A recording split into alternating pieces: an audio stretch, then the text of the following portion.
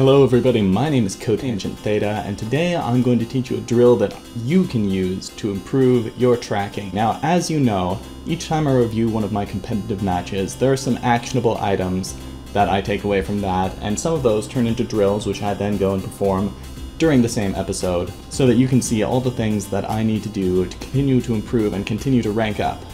However, there are some drills that I do that are not prompted by a gameplay review, and I want to share those with you as well. Now, before we get started here, I want to give credit to InUse, who is a YouTuber who developed a very similar, I modified it quite heavily, but sort of the inspiration for this training, we'll say. I'll give a link to his original drill in the description below so that you can take a look at that. Maybe that will be more to your taste. I find that this drill works better for me, primarily because there is feedback and there is an end goal. In his drill, you're just trying to keep your crosshair over the Lucio head. In my case, what I'm trying to do is kill the Lucio. That being said, let's get started here and I'll show you how it works. So we've got this Lucio skating around the point on Volsky Industries here, and I, as Zarya, I'm just going to try to burn him down with my particle cannon.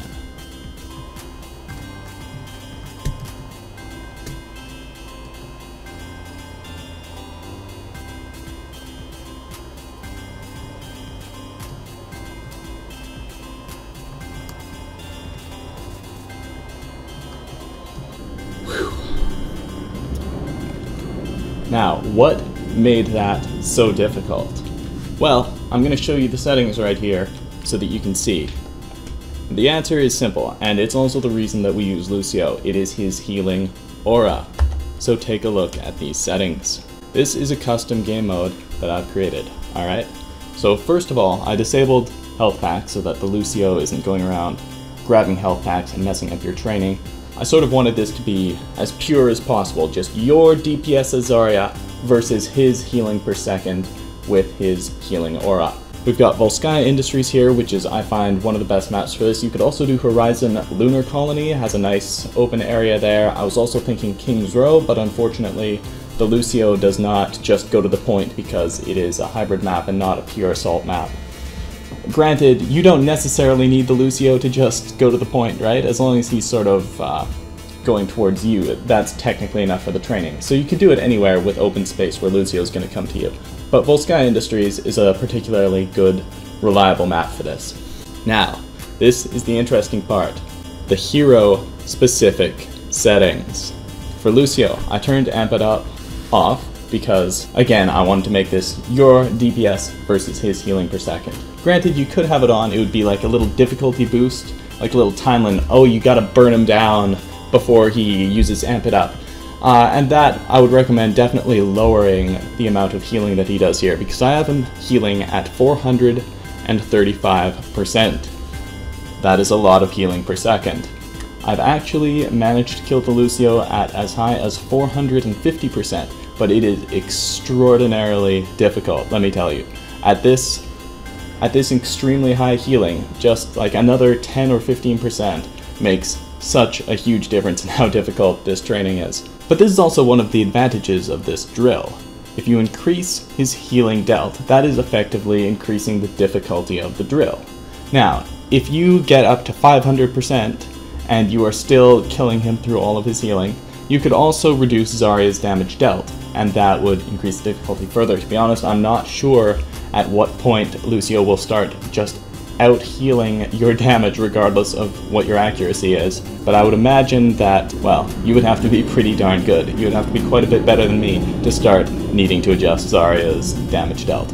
Now, I also turned off all of Lucio's attacks because they are just a distraction. If you're actually a Zarya player and you want to practice sort of managing your bubble cooldowns while focusing on tracking, what you could do is turn on some of his attacks and use them to try to gain energy to kill him faster. And in that case, you might want to increase the healing dealt by Lucio as well to increase the difficulty to account for the extra damage that you're going to do. Lastly, I turned off his sound barrier. I don't think he really doesn't use it anyway, whatever. And for Zarya, of course, I turn off the ammunition requirement, so it's just a spray of particles that never ends. Now, since this is a video about tracking training, I'd like to also take the opportunity to discuss the fundamentals of tracking and what you should be trying to achieve while you're doing this drill.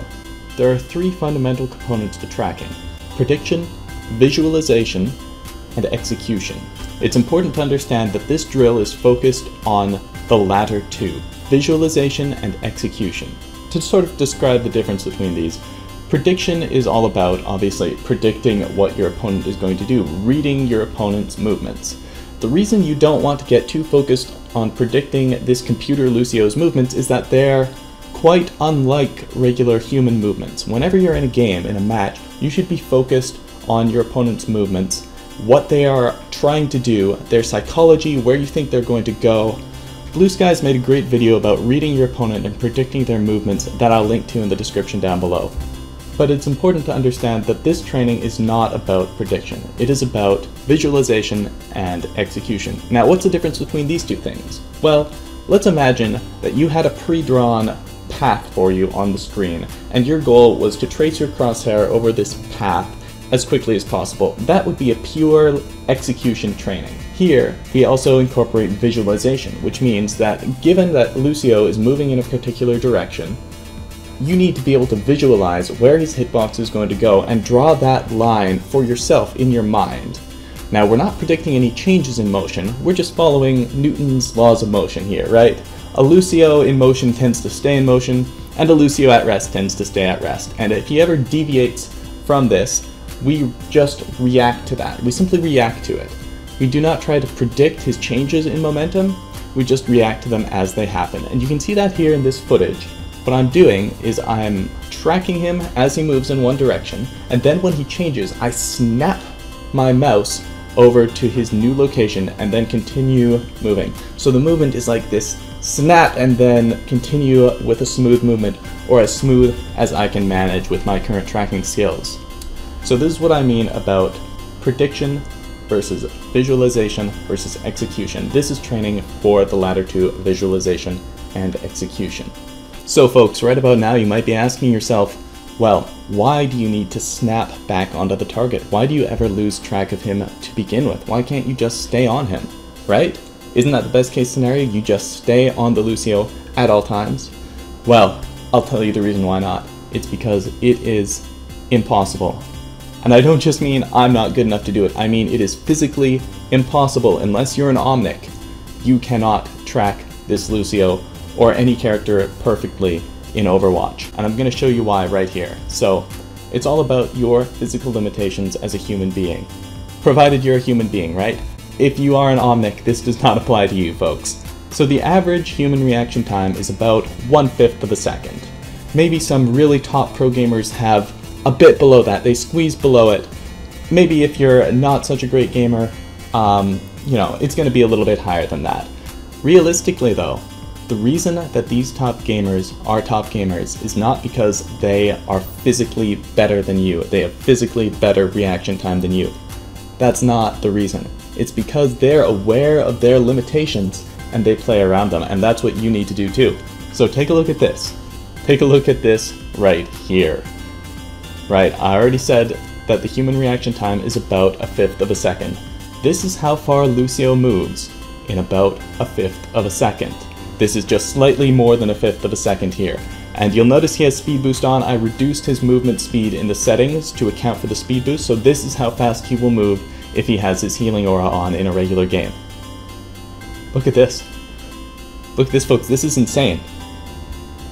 They're not even touching. Those two Lucios have no overlap whatsoever. In fact, there's barely overlap between their original starting position. So what this means is when you're trying to track an opponent and you're reacting to their movement, there is definitely, guaranteed, going to be this bit of downtime when they make an unexpected movement where you need to adjust your crosshair to get it back over them. And that's why strafing patterns are so incredibly important, and why you want to develop strafing patterns to counter your opponent's tracking, counter your opponent's flicking, counter their headshots, while trying to maintain your own crosshair movement.